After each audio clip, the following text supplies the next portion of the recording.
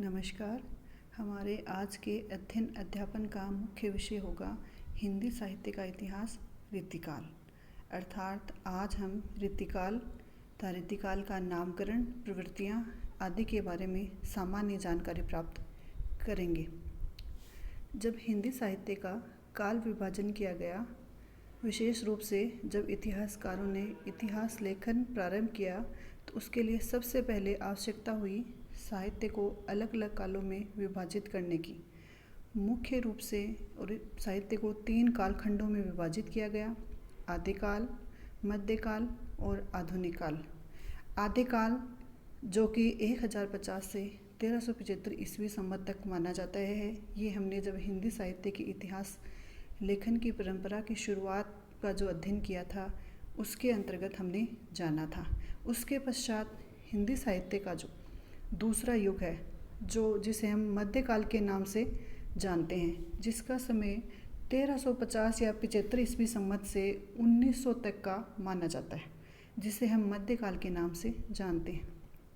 इस मध्यकाल को 2 भागों में विभाजित किया गया, जिसे पहले युग को पूर्व मध्यकाल कहा गया और दूसरे युग को उत्तर मध्यकाल कहा गया।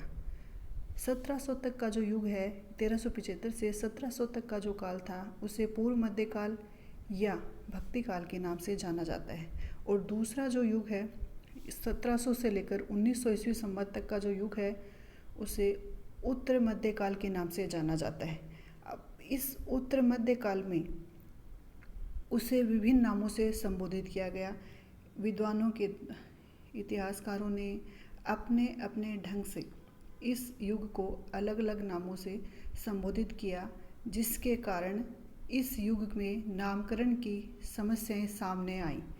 समस्याओं, इस काल विशेष को क्या नाम दिया जाए या किस आधार पर इस युग का नामकरण की प्रवृत्ति को अपना जाए या इस युग को किस नाम से जाना जाए। तो आज का हमारा मुख्य विषय होगा, या इसके अंतर्गत हम अध्ययन, इस टॉपिक के अंतर्गत जब हम अध्ययन करेंगे, तो रीतिकाल की नामकरण की विभिन्न समस्याएं, रीतिकाल को क्या क्या नाम या उत्तर मध्यकाल को क्या क्या नाम दिया गया, और वर्तमान में इस युग को रीतिकाल के नाम से जाना जाता है, तो उसका औचित्य क्या है। इन सभी बिंदुओं के बारे में हम विस्तार से चर्चा करेंगे। तो नामकरण की जो प्रवृत्ति है, उसमें सबसे पहले या सबसे पहली जो कड़ी है, उसमें नाम आता है मिश्र बंधुओं का। मिश्र बंधुओं ने जब हिंदी साहित्य के इतिहास का विभाजन किया, तो उन्होंने इस युग को अलंकृत काल नाम दिया। इस युग का जो साहित्य रचा गया था, इस युग के साहित्य में अलंकारों की प्रधानता रही। आलंकारिक साहित्य अधिक रचा गया, इसलिए इस अलंकृत होने के कारण या अलंकारों की प्रधानता होने के कारण इस युग को उन्होंने अलंकृत काल नाम दिया, जिसके विषय में उनका कथन था कि इस युग में कविता को अलंकृत करने की परिपाटी अधिक थी, अतः इस युग को अलंकृत नाम दिया जा सकता है। और उनके नामकरण का आधार था रचना पद्धति, यानी रचना की विशेष पद्धति जो होती है, उस पद्धति के आधार पर इन्होंने इस युग को रीतिकाल नाम दिया। अर्थात हिंदी साहित्य में काल विभाजन का प्रारंभिक जो कार्य किया है, जैसे हमने पहले पढ़, इसके बारे में हम अध्ययन कर चुके हैं कि गार्सा तासी के द्वारा, जॉर्ज गिरियर्सन के द्वारा, कई विद्वानों के द्वारा हिंदी साहित्य के इतिहास को कालों में बांटने का कार्य किया गया। परंतु मिश्र बंधुओं के द्वारा प्रथम बार इस युग को अलंकृत काल नाम दिया गया। चूँकि उन्होंने अलंकृत काल नाम इस युग को इस युग के अलंकारों की प्रवृत्ति या अलंकार निरूपण के कारण ही दिया, क्योंकि इस काल के कवि अलंकार निरूपण में ही मग्न थे, इसलिए उन्होंने अलंकृत काल नाम दे दिया। अब अगर इस नाम की हम समीक्षा करें, तो अलंकृत काल नाम दे देने से रसवादी या अन्य रीति की रचना करने वाले जो कवि हैं, जिन्होंने बहुतायत मात्रा में इस युग में अपनी रचनाएं लिखी हैं, उनको स्थान नहीं मिल सकता।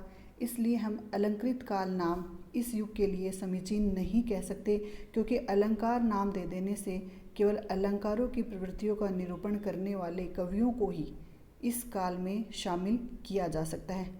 फिर दूसरा जो नामकरण दिया गया, वह दिया गया कला काल। चूँकि ये हम जानते हैं कि इस युग में भाव पक्ष की उपेक्षा कला पक्ष की अधिक महत्ता रही या कला पक्ष की महत्ता ज़्यादा प्रधान रही। इसलिए उसी महत्ता को देखते हुए रमाशंकर शुक्ल रसाल इस काल को कला काल के नाम से भी संबोधित करते हैं, क्योंकि इस युग में भाव पक्ष की अपेक्षा रही और कला पक्ष की प्रधानता रही।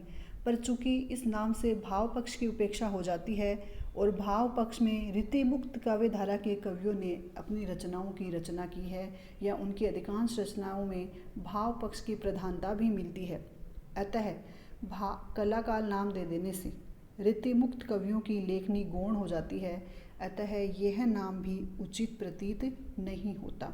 उसके पश्चात पंडित विश्वनाथ प्रसाद मिश्र ने श्रृंगारता की प्रवृत्ति की प्रधानता होने के कारण इस युग को श्रृंगार काल नाम से संबोधित किया, क्योंकि जैसे कि अलंकृत काल नाम इसलिए दिया गया क्योंकि अलंकारों की प्रधानता रही। श्रृंगार काल नाम इसलिए दिया गया क्योंकि इस युग में श्रृंगारों की प्रधानता।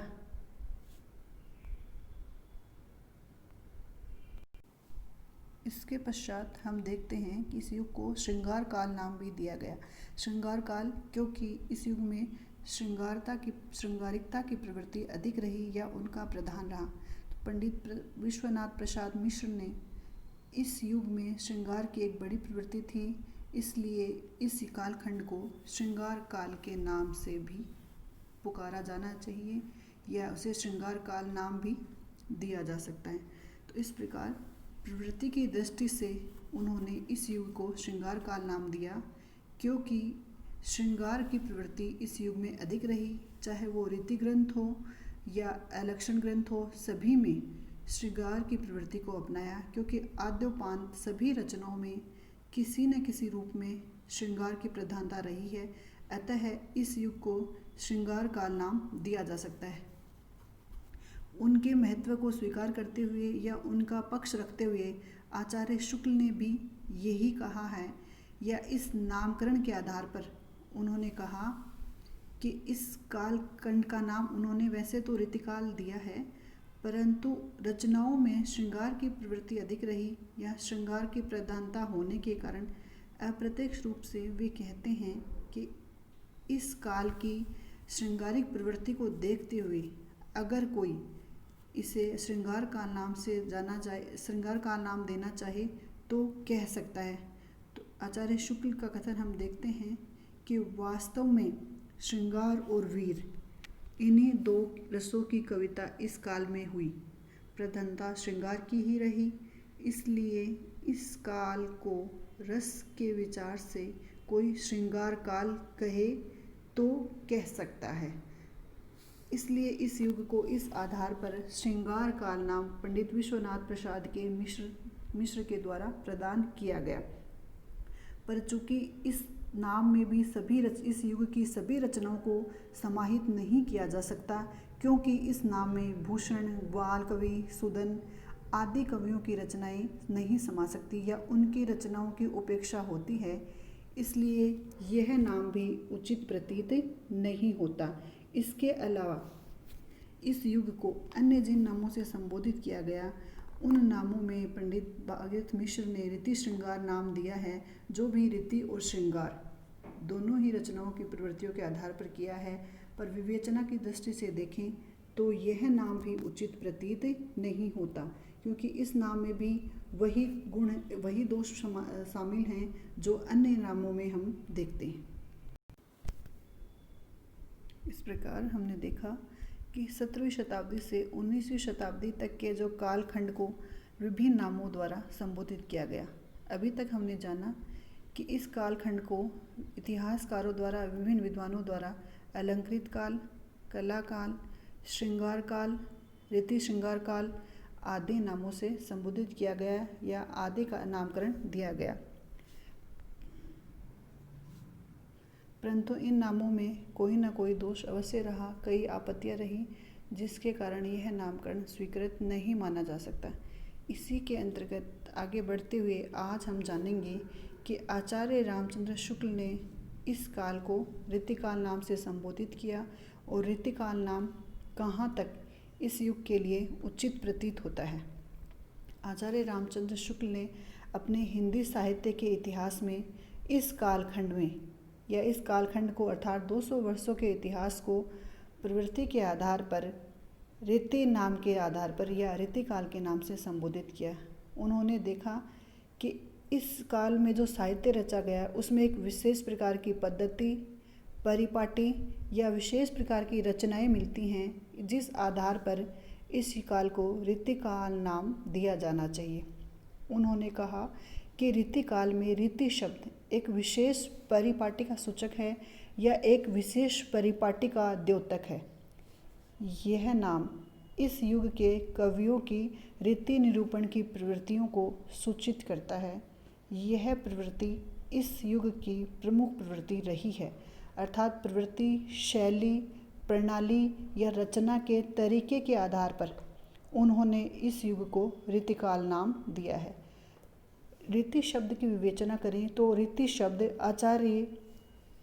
शब्द हिंदी साहित्य में या संस्कृत साहित्य में प्राचीन काल से ही मिलता है और उन्होंने जैसे आचार्य वामन ने विशिष्ट पद रचना को रीति कहा है, उसी आधार पर आचार्य शुक्ल ने इस युग को विशिष्ट पद रचना होने के कारण या एक अलग ही ढंग की प्रणाली या शैली में काव्य रचना होने के कारण रीतिकाल नाम दिया गया। इस प्रकार हम देखते हैं कि जो रीति की विवेचना या जिस रीति का अर्थ आचार्य शुक्ल ने लिया है उसका सामान्य अर्थ है पद्धति, शैली, प्रणाली या रचना लिखने का कोई एक तरीका। इस प्रकार के ग्रंथों को लक्षण ग्रंथ कहा जाता है, जिसमें रस, अलंकार, नायक नायिका भेद, गुण, वृत्ति आदि विशेष प्रकार की रचनाएं शामिल होती हैं और इन सारी रचनाओं की प्रवृत्तियों को रीतिकाल नाम में समाहित किया जा सकता है। अतः अन्य नामों की अपेक्षा रीतिकाल नाम अधिक प्रासंगिक हैं, क्योंकि रीति शब्द का प्रयोग व्यंग्य निरूपण की शास्त्रीय पद्धति तथा काव्य रचना, शैली आदि अनेक अर्थों में किया जाता है। या रीतिकाल नाम में सलक्षण और अलक्षण, जो कि रीतिकाल की प्रमुख विशेषता रही है, उन दोनों ही प्रकार के रीतिग्रंथ नाम में समाहित हो सकते हैं। अतः इस युग के लिए सर्वाधिक समीचीन जो नाम है या सर्वाधिक उपयुक्त जो नाम है, जिसे हम उत्तर मध्यकाल के नाम से जानते हैं, जो 1700 से 1900 ईस्वी संवत तक माना जाता है, उस काल को रीतिकाल नाम दिया जा सकता है।